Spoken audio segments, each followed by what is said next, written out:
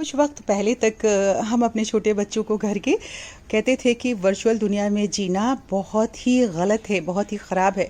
और हमारे डॉक्टर्स भी यही सलाह देते थे कि छोटे बच्चों को मोबाइल से या टीवी से ये जो वर्चुअल दुनिया है ना, इससे दूर रखने की ज़रूरत है। वरना इसमें अगर एक बार बच्चा घुस जाता है तो वो उसके अंदर एक बीमारी के रूप में ये घर कर जाता है और जल्दी से वो बच्चा इस दुनिया से, इस वर्ल्ड से बाहर निकलना ही नहीं चाहता है। लेकिन आजकल हमारी सबकी ज़िंदगी इस वर्चुअल वर्ल्ड में ही गुम होकर के रह गई है और हमें भी ऐसा लगता है कि इसी में हम जिएं और इसी के ज़रिए अपने साथियों से बातचीत करें। मैं सरिता, दिल्ली से। आज इस विषय पे हमें बात करने नहीं आई हूँ।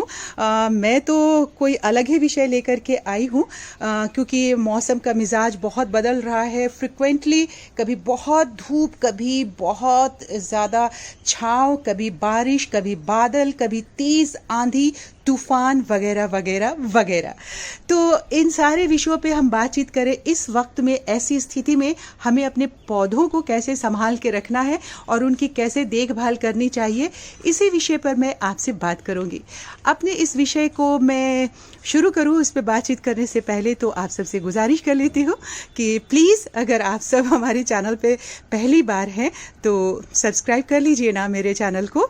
और अगर वीडियो देखने के बाद अच्छा लगेगा, कुछ आप इससे ग्रहण कर पाएंगे और याद कर पाएंगे कि हाँ, हमें भी तो ये काम करना था, तो ज़रूर मेरे इस वीडियो को लाइक भी कर दीजिएगा।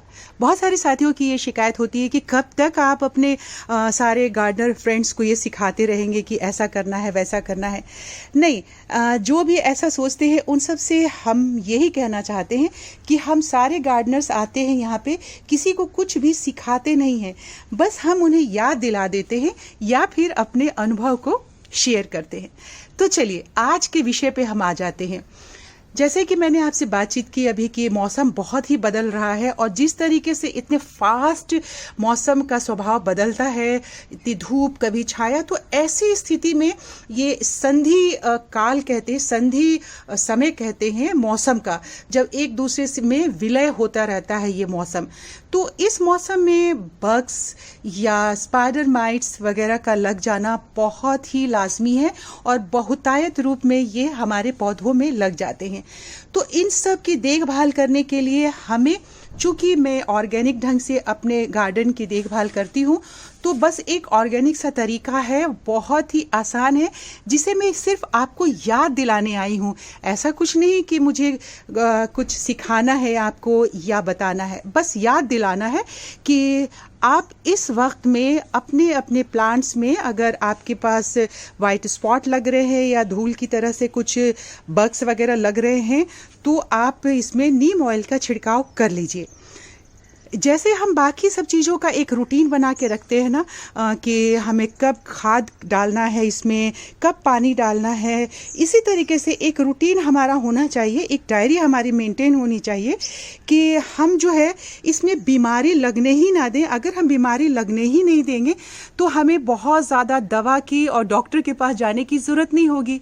तो इसीलिए कहते हैं कि सुरक्षा बहुत ज़्यादा ज़रूरी है, सावधानी हटी तो दुर्घटना घटी। तो चलिए, बस याद कर लीजिए कि आप एक रूटीन, एक डायरी मेंटेन कर लीजिए कि आपको कब कब अपने प्लांट्स में नीम ऑयल का छिड़काव करना है। और मैं तो सिफारिश यही कहूँगी साथियों कि आप सब नीम ऑयल का छिड़काव जो है हर 15 दिन में, हर हफ्ते एक बार अगर आप करते हैं तो बहुत ही अच्छा है। अगर हर हफ्ते नहीं कर पाते हैं तो आप कम से कम 15 डेज में एक बार ज़रूर नीम ऑयल का छिड़काव कर लीजिए, क्योंकि ये जो मौसम है ऐसे में बहुत सारे बग्स, जैसे वाइट मिलीबग लग जाते हैं, और हिबिस्कस वगैरह का ये मौसम है। हिबिस्कस के पौधे में बहुत ज़्यादा इस समय में बढ़वार होती है, फूल खिलते हैं, तो इसी वक्त में लगते हैं। और वाइट स्पाइडर माइट से हो वो भी लगते हैं। तो इन सब से बचाव के लिए बस एक ही इलाज है, और ये कि आप ऑर्गेनिक ढंग से इसमें नीम ऑयल का छिड़काव करते रहिए और बरोबर करते रहिए। हर 15 डेज पे तो करिए ही करिए, अगर वीक में एक बार करें तो ज़रूर करें। अब इसकी तैयारी कैसे करनी है, आइए हम इस पे बातचीत करते हैं और फिर कैसे छिड़काव करना है ये हम देखेंगे। तो साथियों, हमने आपसे जैसे बात की कि नीम ऑयल का छिड़काव किस तरह से करना है। अगर आपका छोटा सा सेटअप है, पूरा गार्डन है टेरेस पे, तो उसके लिए अगर आप छोटे बॉटल में पानी लेकर के या नीम ऑयल के छिड़काव करेंगे तो बहुत टाइम लगेगा और बहुत मेहनत लगती है। तो इसलिए हमारे गार्डन में करीब 400, 450, 500 गमले हैं। तो उसके लिए मैंने एक ये जो बड़ा सा कंटेनर होता है वो ख़रीद लिया है स्प्रे का, और ये हमारा 16 लीटर का है।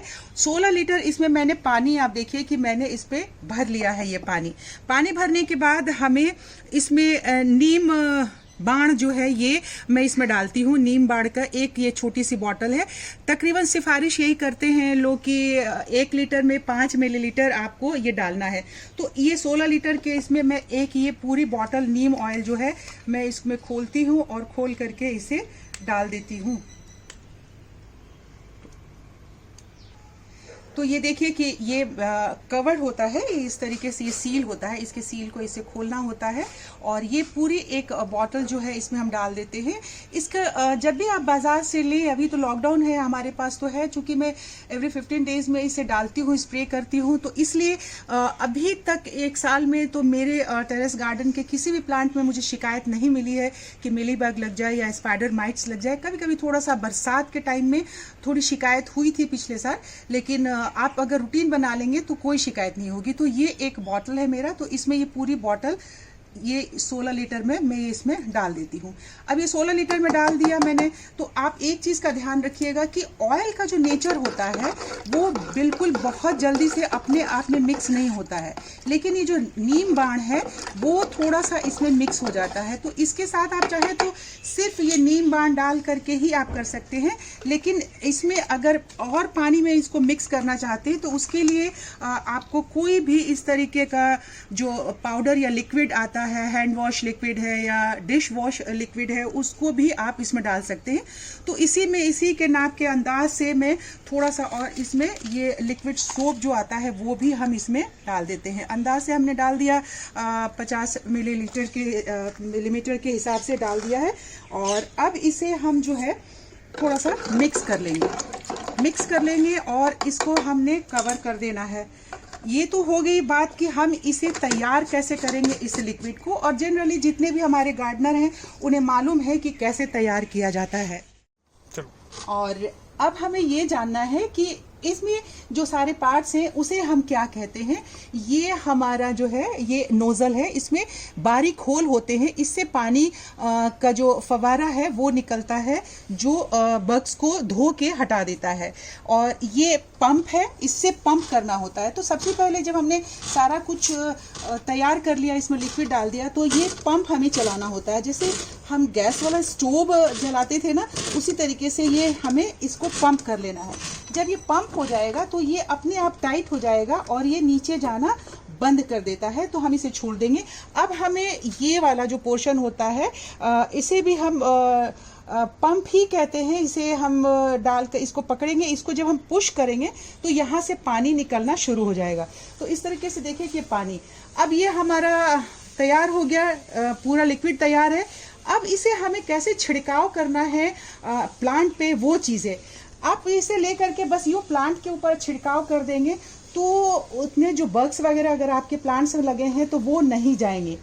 तो इसके लिए आपको बहुत ही प्रेशर से, बहुत करीब से, पत्ते के बहुत नज़दीक से आपको इसमें छिड़काव करना पड़ेगा।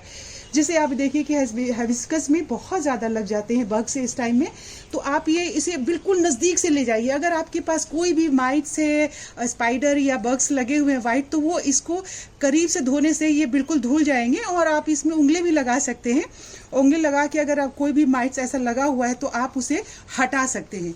अब एक तो ये बात हो गई इसे कि कैसे डालना है, और उसके बाद से सिर्फ ऊपर की तरफ से नहीं, इसे आपको बार बार पंप करते रहना पड़ता है। और चूँकि मैंने आपसे कहा था कि हम ऑर्गेनिक ही बिल्कुल अपना गार्डनिंग को करते हैं, क्योंकि हमारे पास सूफी भी है, मेरी बच्ची है, ग्रैंड डॉटर है, वो भी आती है। तो बच्चों से बचाव के लिए ही सारा जो है हम ऑर्गेनिक ही रखते हैं अपने गार्डन को।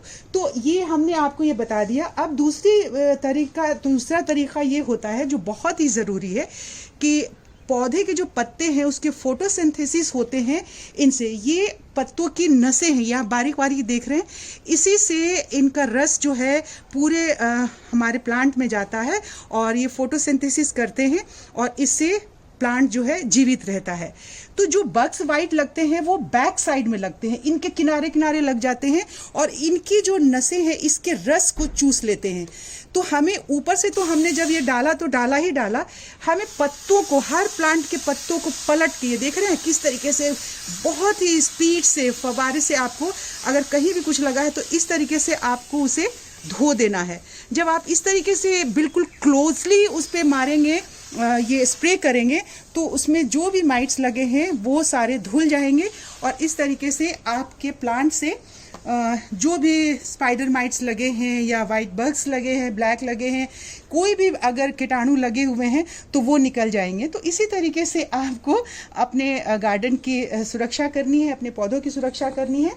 और आप पूरे ही, एक चीज़ और मैं यहाँ पे सिफारिश करूँगी साथियों कि आप सब जो है जब भी इसका छिड़काव करें तो शाम के टाइम में करें, रात के वक्त में करें, क्योंकि रात के वक्त में स्पाइडर माइट्स जो है अपना जाल बनाते हैं और बहुत फास्ट ग्रो करते हैं। उसी तरीके से जो हमारे वाइट बग्स हैं वो भी रात के वक्त में ही बच्चे देते हैं, अंडे देते हैं और वो वहाँ पे जा कर के अंडे जो से बच्चे निकलते हैं और फिर वो बड़े होते हैं और इस तरीके से वो अपना पूरा घर, अपना जाला बिछा लेते हैं।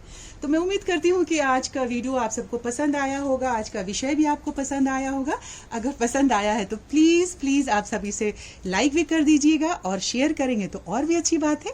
तो आप सब अपना खूब ख्याल रखिए, अपने बागीचे का ख्याल रखिए और मुझे दीजिए विदा। नमस्कार।